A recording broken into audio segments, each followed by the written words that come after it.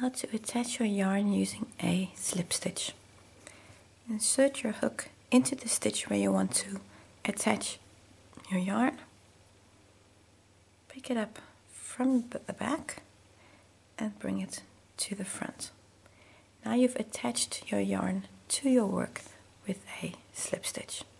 When you start working at this point, it's important to keep a hold of this end tail for the first few stitches, otherwise you might accidentally pull it out like this, which you don't want.